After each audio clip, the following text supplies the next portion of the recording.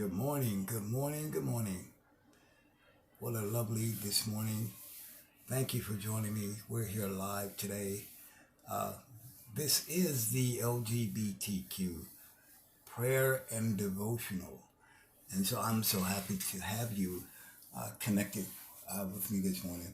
Uh, I thank God that we have another day, really, out of all the chaos and turmoil that's been going on in our community, man. I mean, it's sad that we have people that are coming out against us, and wanting to, again, God is a God of love. I'm not gonna sugarcoat that. God, he makes a way for everything to be possible, and we will come out of this, uh, and God will see a way for us to survive. We've been through this before. I think back to the days of Stonewall. And mind you, now I'm not that old, but I was a young kid when Stonewall kicked off, and I have a lot of friends and family who was there, who experienced it. They experienced the discrimination, the hatred uh, that has really uh, practically almost tore apart America, and how in the fight for equality.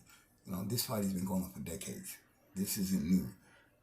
I think I read a story about Marsha P. Johnson uh, in New York, who was a lot of people today call her.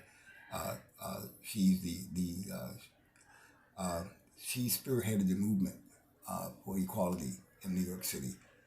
Uh, Sylvia Rivera, who is considered the mother of the protest, put it that way. And there are other things in which she's been credited with, and but both of them as a tag team brought the issue of equality to the forefront. People understood what was going on then, and it's because of them. It's because of them that we have what we have today in America.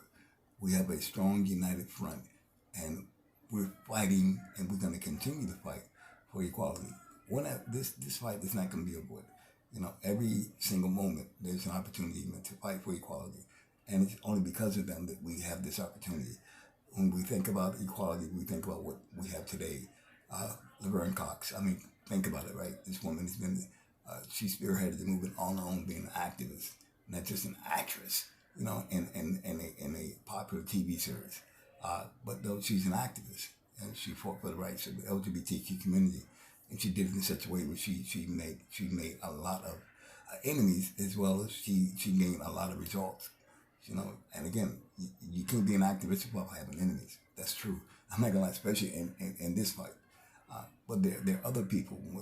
Again, Ruth Hall would not be where she is today without those strong activists who gave their lives to the movement. Uh, but we have her, and she's an activist as well, and she stands up and she proclaims where equality stands today. She makes it happen, and there are a lot of other ones. I mean, again, I can't name them all, but thank God we have them in our corner. Thank God we have them to support us, and to put the fight where it needs to be. So, Lord, I pray that you would continue to make our fight more significant as days goes on. And I ask you put a protective hedge around this, man, so that we could continue to fight. They say that our fight is not against flesh and blood, but against principalities. We fight against the enemy every day. And Lord knows this is not a fight that we're going to lay down and just and accept. We're going to stand up, take up our weapons, and fight like crazy, because that's what's important. So I encourage you, if you in your communities, wherever you are this morning, praise the Lord for another wonderful day, and thank God that He has made this day specifically for you.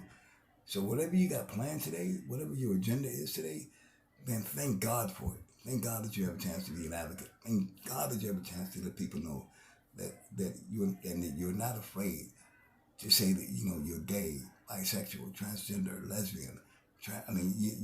You're coming out, and you're free You're free from the bondage of being in hate. You know, regardless of how people might feel about you, you are who you are. Man, I got I got to lift up the state of Florida and Ron DeSantis. Yeah, let's talk about this guy. This guy's a lunatic. I'm keeping it real with you. He is a straight lunatic. If there was ever a bad governor, man, he would be it. How do you describe this guy other than lunatic? Because it's obvious he's not doing anything worthwhile for his state. I mean, I can't believe the measures that he's taking right now. But he's only a conservative would think this way. And he is the ultimate conservative. I'm keeping it real with you. He has a following you would not believe. Now, I'm not saying he's better or bigger than Trump, but he is that conservative. And yet he wants to run for president.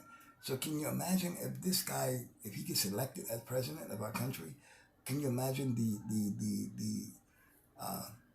what kind of frustration he will create?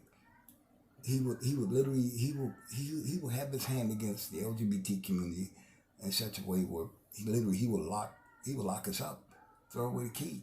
He will probably deport us to countries we're not even from, just to get rid of us, get rid of our way of life, our education, our history.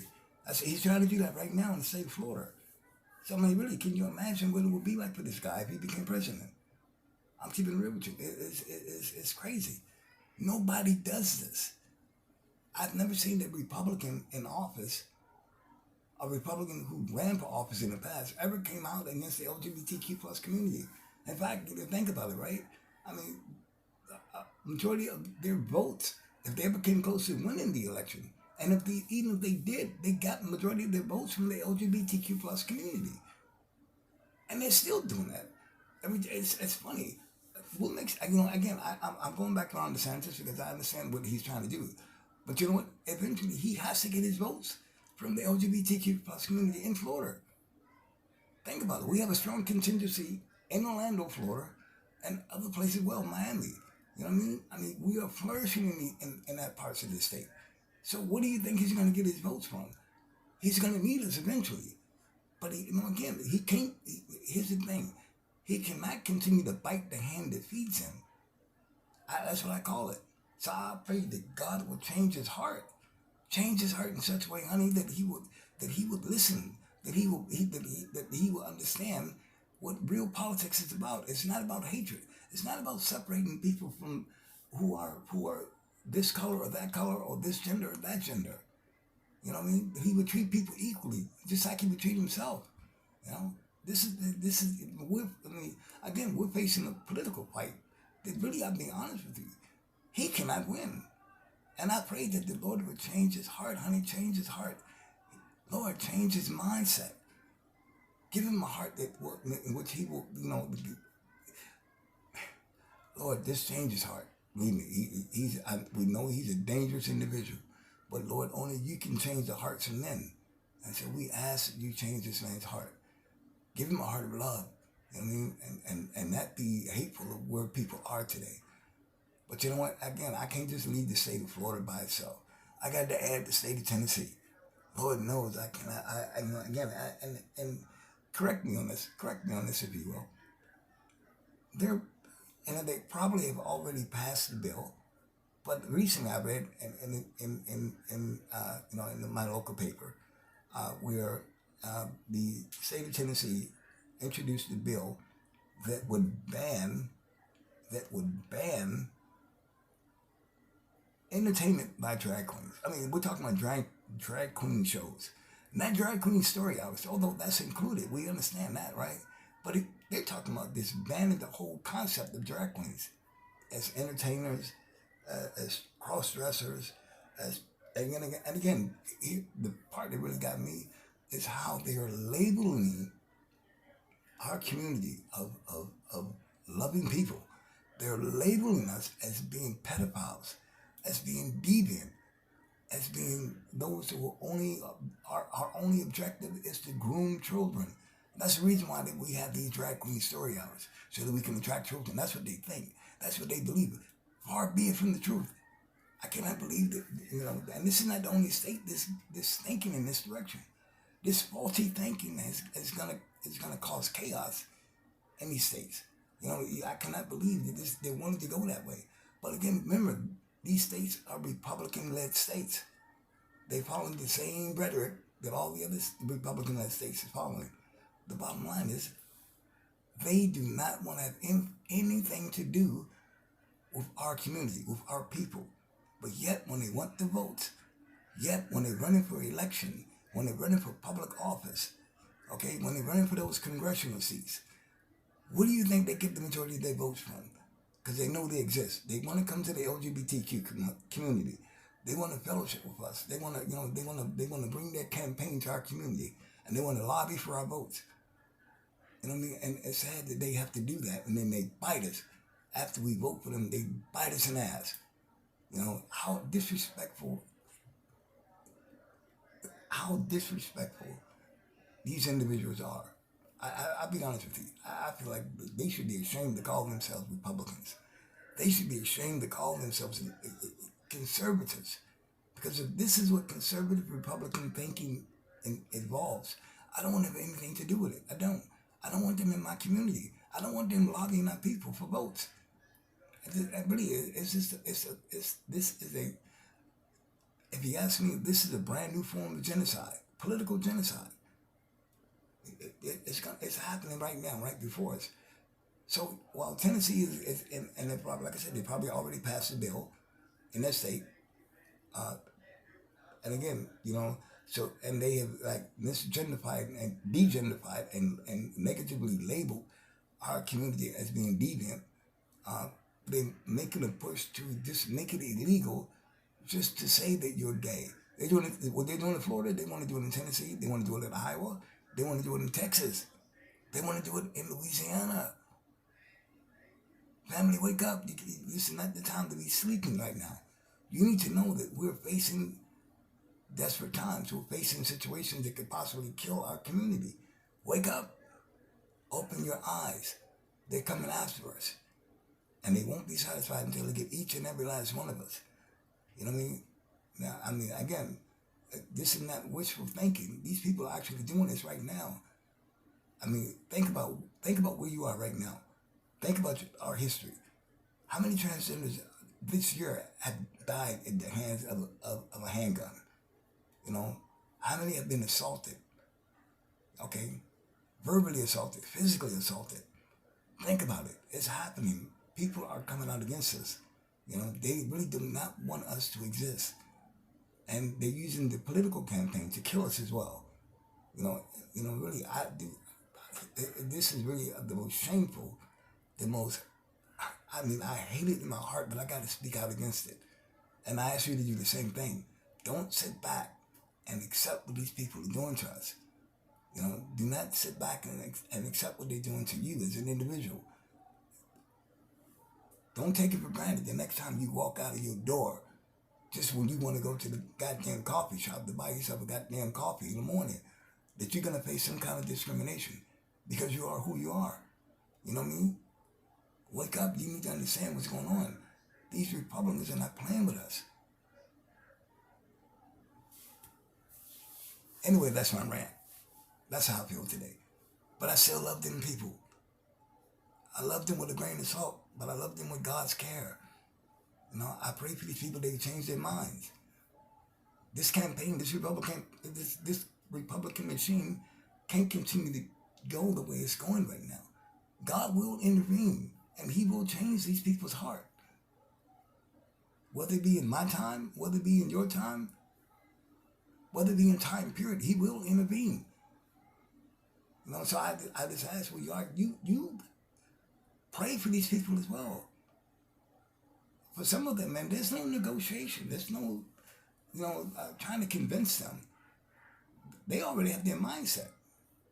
Some of them, they just want to lock us up and throw away the key. That's the objective. That's the Republican war machine. It's happening right now. So, honey, believe me, please, play it safe.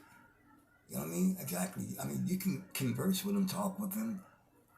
You can continue to be friends with them.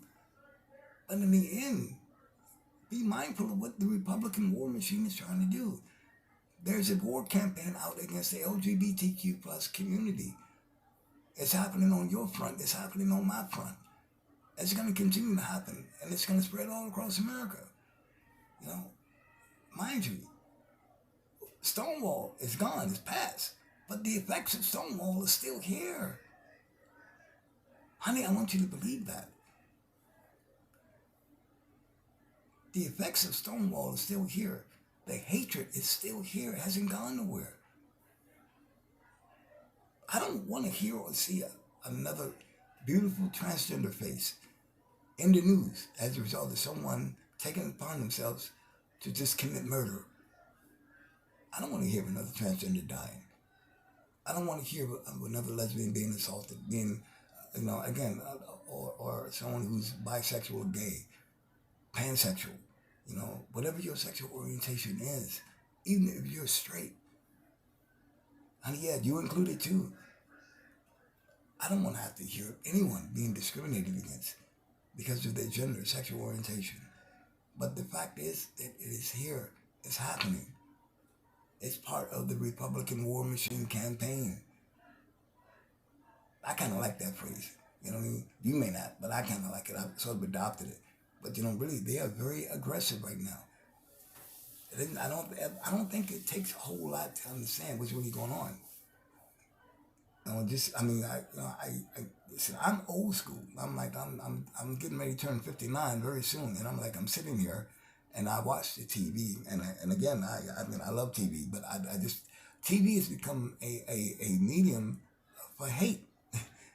I see it all the time, and I see people who sit back and they take this agenda and they run with it. You know what I mean? And its only objective is to hurt people purposely. You know what?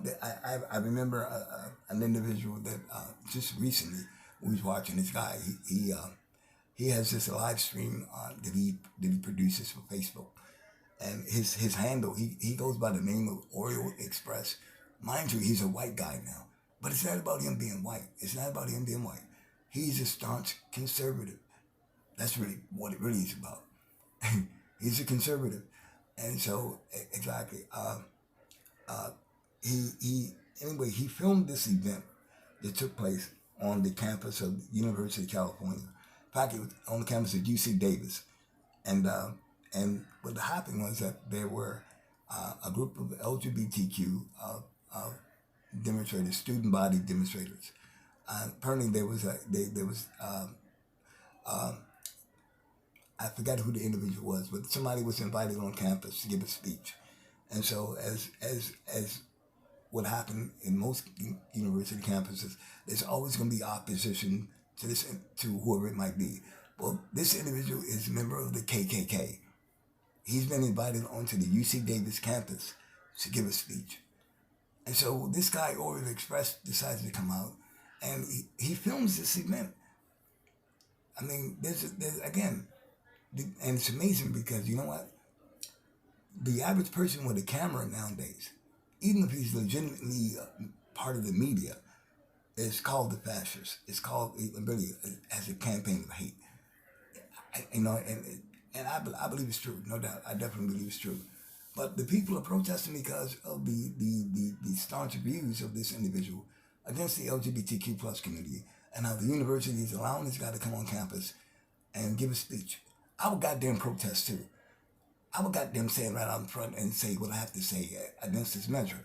Because how is a university calling this a matter of free speech? But yet it's a free speech that's promoting hatred against another group of people. I don't even think I would want to be a student there anymore. I would be throwing in my resignation right now, requesting a transfer out of UC Davis.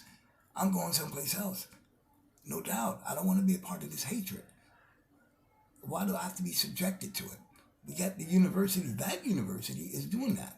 You invited somebody with controversial views regarding the LGBTQ plus community. And not only that, this individual himself is even a member of the KKK. He's admitted it already. He has a history of being part of this network. So yeah, the foundation of hate is already there. So you can imagine what he's gonna say when he get on campus. He might sugarcoat it. He might add some jokes to it, but there's some real jokes to this matter. Not to the LGBTQ plus community, not to our family. We take it personal, but they've invited this guy. So the assault has already taken place. How dare you slap me in the face and expect me not to say anything? You got to be fucking crazy. The hell with UC Davis. That's what I say. And yes, I would definitely transfer out of that school. And I hope that some of the members of that student body who's part of that protest do the same. But I understand that sometimes, you can't rock the cradle so far. Because remember, our families are paying for this education for us. We don't want to upset our families. Us going to that university is probably part of the family tradition. We don't want to break that tradition, do we? I understand, yeah, no doubt. No, some of them will definitely stay. And will take up and continue to take up the mantle to protest against the university's policies and allowing people like this guy to come on campus and talk bad about the LGBTQ plus community. And I hope they do continue to take up the mantle. Because that's what's needed. We need to stand up, man, reclaim who we are. And not be afraid to identify as who we are. In public. In front of hatred. I damn sure I would do it. And I've done it already. So I know what it feels like. To stand up in front of a bunch of people and to converse with them in a way that I'm not just defending myself as a human. I'm stating the fact that I am who I am because that's who I want to be. It has nothing to do with choice. It has nothing to do with I've made up my mind, which is a choice. But again, I am who I am. And I'm not going to let you or anyone else stand in my way for me being who I am. I think a certain way and I am a certain way. And again, if that causes you as a conservative Republican fighting for the war machine to destroy the LGBT community, if that bothers you, the hell with you then. Because you're not gonna stop me from being who I am. And I encourage them students to do the same thing. God, it's good to know that we got people that wanted to stand up, man, and fight for what they believe in. Hell yeah, keep it going. And I hope more campuses stand up and do the same thing. Because again, this is part of our history. We've been fighting for equality for years. You think we're going to sit back and allow someone like that to come into our lives and just totally interrupt the whole thing, throw a monkey wrench in the whole ordeal in the fight for our equality? No, it's not going to happen. Not on my watch, honey, and not on your watch either. You better stand up. Thank God for those students. Hell yeah. But anyway, I think it's, later on, I need to get a cup of coffee because it's getting to that point where, hey, I miss my Krispy Kreme. I love Krispy Kreme. Oh, my hazelnut flavor. Oh, my God. That's the best flavor I've ever had. And I'm probably going to go to Panera. I think that's probably the best, because in fact, I think it was last week I went to a Panera in my neighborhood, honey, and I had the most delicious cinnamon roll you ever tasted. I said, honey, I think I probably would have gone into a diabetic coma. Honey, looking at the way that thing tasted. Oh my God, I think I had like 1.5, maybe 2 of them, along with a nice cup of hot hazelnut coffee, honey. Oh my God, my taste buds are just going crazy. Ooh, I think I'm gonna go back. I think I deserve it. My money's well spent there. I think I found the new home, Panera Coffee. Thank you, Panera. Anyway, back to the subject at hand. So, I hope for those who are listening, and I hope you out to be well. Listen, honey, listen. Don't put down. Don't, honey, fight for what you believe in. Don't let people tell you the opposite. Don't let people tell you or try to label you as being a deviant. That the only purpose of being gay, lesbian, bisexual, transgender. I mean, come on. Really, if people like that think that you're trying to groom children, kick them in the ass, honey. You can do that. If people think that the only reason why you're going to be a drag queen is so that you can attract children to have your way with them, far be it from the truth. That's not the case. Really, believe me. I mean, for you, don't accept that. That's not fair to who you are. Don't accept that. What you do is you fight against that. You know what I mean?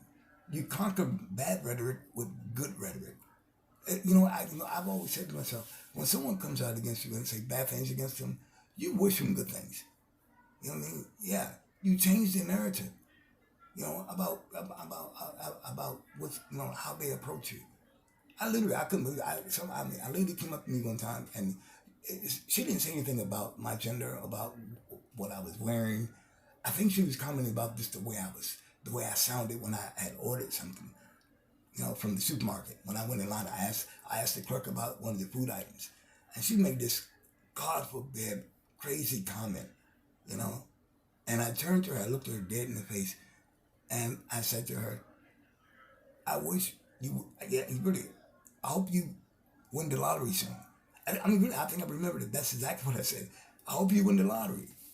And she looked at me and she smiled and didn't say a damn thing more. It's funny how when we change the narrative, people think differently about you. I've learned that a long time ago, and I've only used it a few times, but this shit works. When people are saying things about you or try to make fun of you, change the narrative. Say something good about them. Oh, I like that tie you're wearing today. Oh, honey, where did you get that perfume?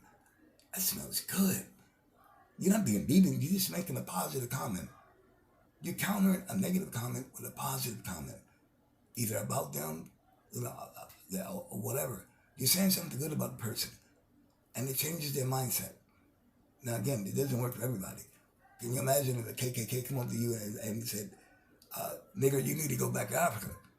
How do you counter that with a positive comment? How do you change that narrative? I mean, what are you going to say? Maybe you need to go back to Ireland somewhere? No, maybe you need to go back to Australia. Maybe you need to go back to Europe somewhere where all the other white people go. I mean, no, you don't say that. But you say something that maybe just change the narrative, turn a negative into a positive. You know what I mean? I mean, really, we have to attempt to do something. I can't accept people just telling me or saying things about me that, and again, even if it's true, my spiritual well-being will not allow something like that. I will not, I can't rest with those kind of comments. I can easily ignore it. I can easily just close my ears and act like I didn't hear it.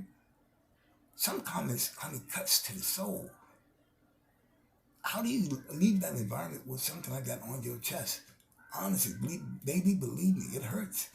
When someone talks about you as a person, when someone calls you a faggot, queer, dick sucker, honestly, how does that make you feel? That's a negative abuse being launched against you in such a way where it it cuts down to the goddamn soul. Because it's something you don't want to wake up to in the morning. You don't have to deal with that in the afternoon. You don't have to eat with that when you're having dinner. But the reality is that's what the hell is going on. We have haters out here, honey. They're not going away. You got haters too. You got to know how to deal with them though. And again, I've learned how to deal with these negative comments. I mean, honey, I've had people call me faggot. Honestly, yeah, I've had people call me queer, faggot. You know what I mean? Dick huggers. You know what I mean? For real. Deviant. I've had two women just recently, called me the queen of Sodom and Gomorrah, honey. Yeah, that's what they call me, the queen of Sodom and Gomorrah. I'm like, wow. Where did that come from? And mind you, one of the two women I knew personally, but for whatever reason, I think I understand why she, exactly why she labeled me as, again, I understand. When you're connected to someone as a friend, and when you've done things for them, and then what you get in return is a bunch of negative feedback, when you made yourself available to help put their kids through school, and they turn around and put the knife in your back, honey, what would you do? What would you say? Honey, I've learned the principle of this, being neutral. Honey, slap me on the cheek, one side, I'm going to give you the other side. There's nothing you can do that hurts me, honey. Nothing. I'm not going to let you destroy my spiritual growth. I'm going to keep it moving, regardless whether you like me or not. And I told her that. Honey, I've known you for a long time, I said to her. I've known you for a long time. I practically raised your children, bitch. How dare you say these things to me? How dare you react this way to me? But you know what? I added to that. I still love you though as a friend. I still love you. I'm still wanting to do the things that will help make your day better. You know what I mean? I understand why you do these things. I understand why you say these things. But again, I had to change the narrative. And she, again, she's she's still coming along. She's not there fully. She's not where she used to be, but she's coming back. I know. And I'll be here. Bitch, when that bitch falls, I'm gonna be there to catch her. That gonna fuck her world right up. But you know what? We understand what's going on with this. I understand what's going on. People are just right now are taking their will back.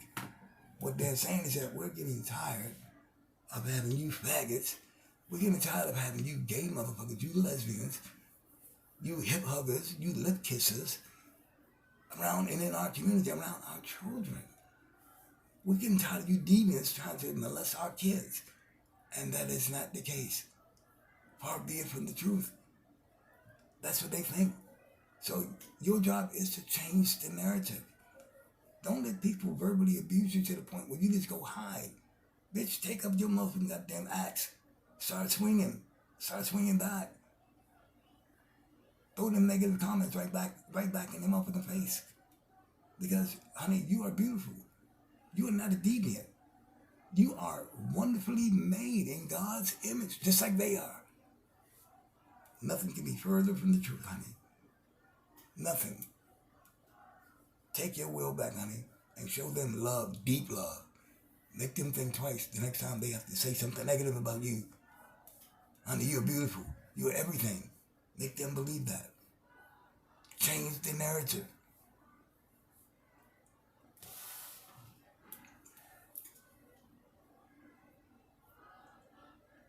Okay, so along with that, I thought about something. I really wanted to. I got to buy me a new camera, and I was looking at Amazon a couple of days ago, and I saw some. The prices they seem pretty reasonable for what they call a point and shoot camera, and that's something pretty. It's pretty.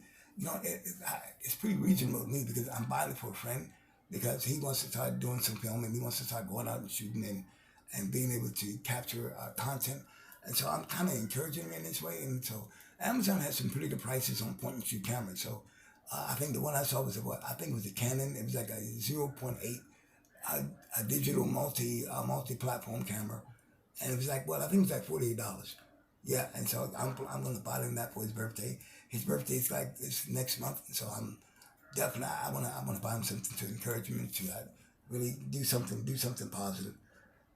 I mean, that man just got out of jail after doing 15 years. This man has been raped several times while he was in jail. He's been beat down by correctional officers because he's gay. He's been put in compromising situations where he's been assaulted by other inmates because he's gay. God has blessed him, honey, with his freedom. So, honey, every time he comes to me and he cries on my shoulder and he tells me how much God still loves him, honey, I cry with him. Oh, God, I cry with him. Because, honey, I know what he's going through. I know what he's going through. But he's going to get that camera. He's going to get that camera. And honey, I know honey, when he came out, I was so goddamn happy. I bought him breakfast that morning. We spent 3 hours, man, just walking the neighborhood, trying to get him reacquainted with how the neighborhood looked. He's left a hell of a mark on the neighborhood where I'm from. People know him personally. This man was he was in high school that we went to, honey, he was an all-star track. This man could run his ass off. Honey, he just ran into the man he fell in love with and got married. That's what he did. And then this nigga tried his best to abuse him. And he wound up putting a steel in his ass. That's why he went to prison. He got tired of the abuse. And he put the long steel in him too. He made sure he felt that. But he got tired of the abuse. He got tired of the name calling. He got tired of being punched in the face, being kicked around by his lover, by his husband, honey.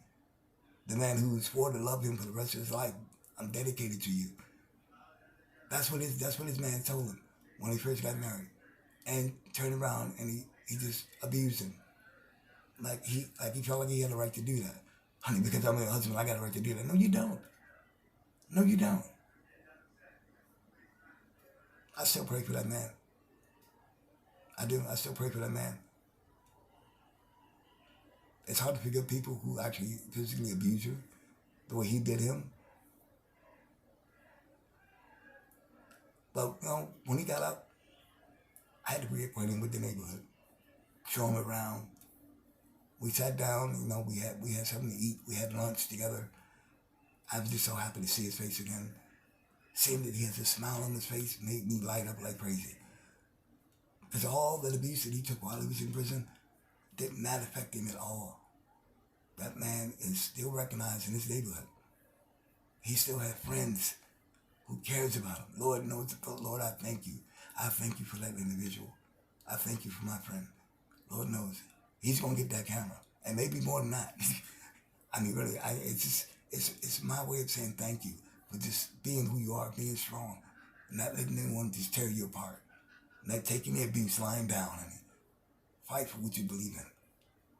Sometimes I think that everything that, my mentorship when it came to him paid off. It paid off big time, and I'm glad to see that. So I've taken on another client, honey. I'm going to see him tomorrow. And he's in the same boat. He just got out of prison too.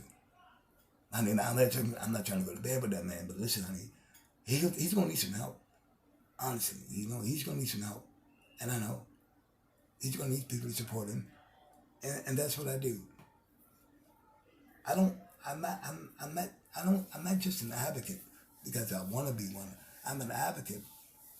I'm an LGBTQ plus advocate for those people that are coming out of prison.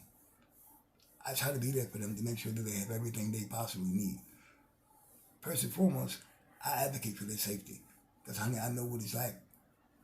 I've done time in prison, too. I know. I sympathize with them. I feel what they're going through. But, most of all, I know what they're facing when they come out. So I try to meet them where they are. I mean, let me tell you one thing. I'm going to go back to Marsha B. Johnson.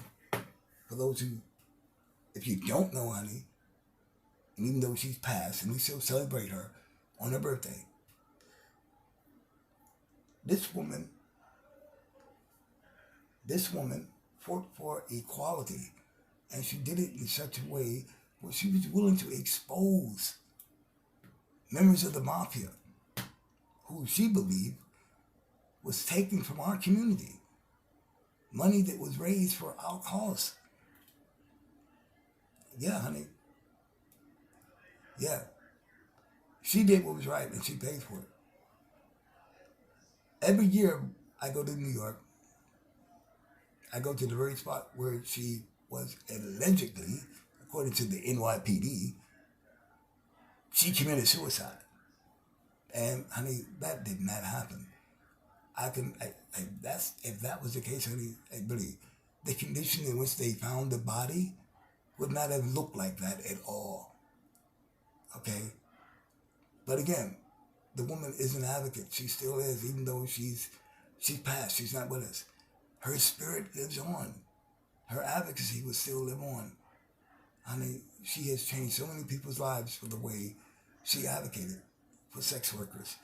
She advocated for the protection of people who are, again, part of the trans community, who were trying to find their identity at the same time while walking the streets, trying to make a few dollars.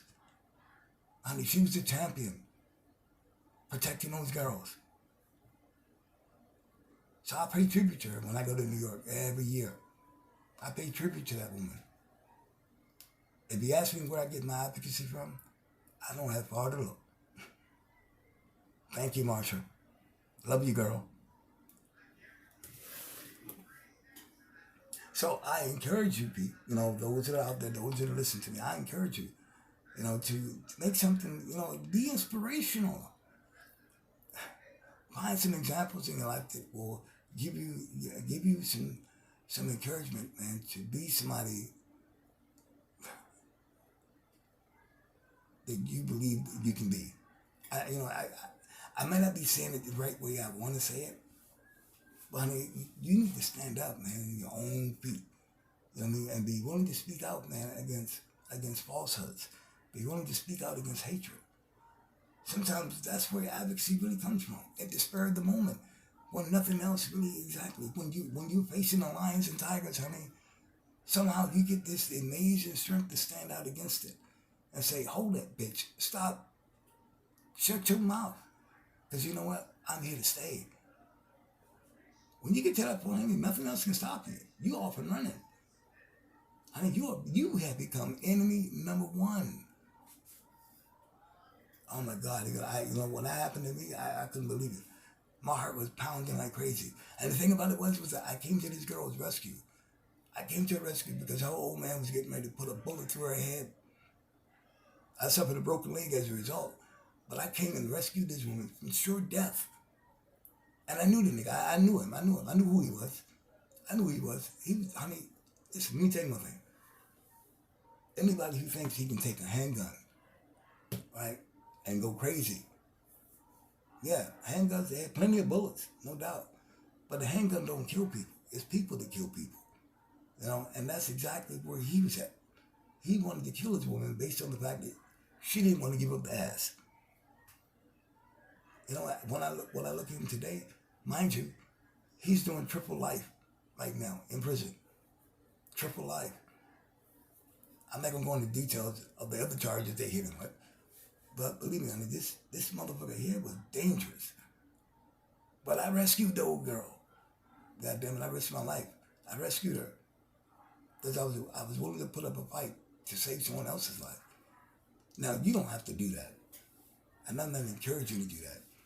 Honey, when it comes down time to facing the lions and tigers in your life, sometimes you have to step out in front and be willing to take on the fight. Be a Mike Tyson, for real. Be willing to take on the fight. I'm taking all comers. I don't care who they are, because I believe I can win. And so I encourage you to feel the same way. When you go out there as an advocate, when you go out there, man, to do the work of an advocate, when you go out there to defend the rights of our LGBTQ family, believe that you can win. Believe it, you can win. And there are a lot of lions and tigers out there, honey, believe me. But I tell you, there are a lot of them. And each one wants an opportunity to come at you. They want a piece of you. But you need to stand up. I'm not going to take this. Lying down, standing up. You're going to have to fight. And I believe you're going to win.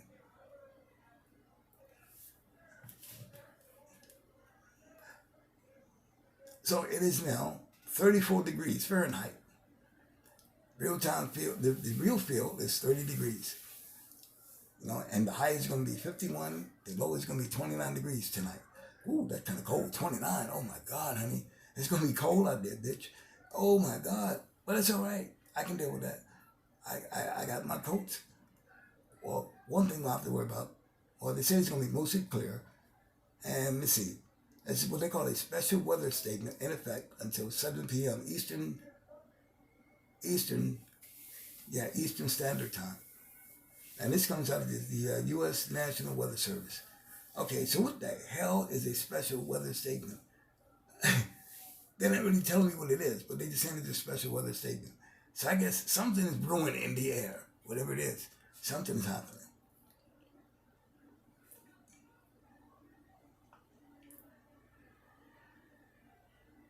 So, honey, I'm going to leave you right now. And I'm going to pray that God will enlighten your day. That He will provide a blessing for you. A blessing, honey, that you can't handle.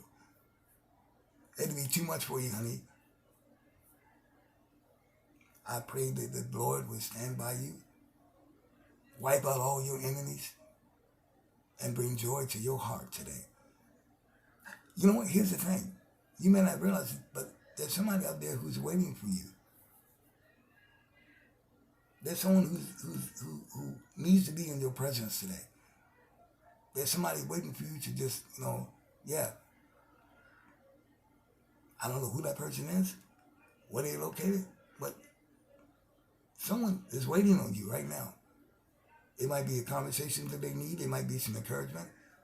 But you got people waiting on you. So you need to make your presence felt. You need to get out there and take the bull by the horns, honey.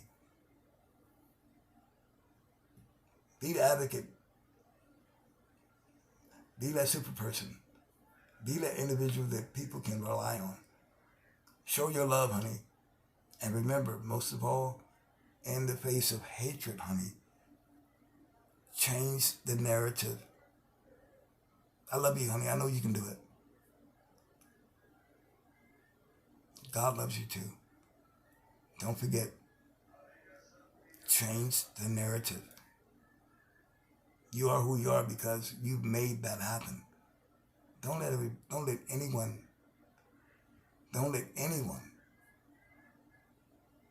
change who you are. I love you, girl. Love my LGBTQ family. Stay safe. I'll see you again.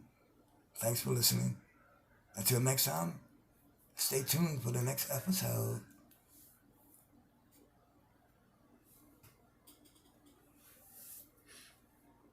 The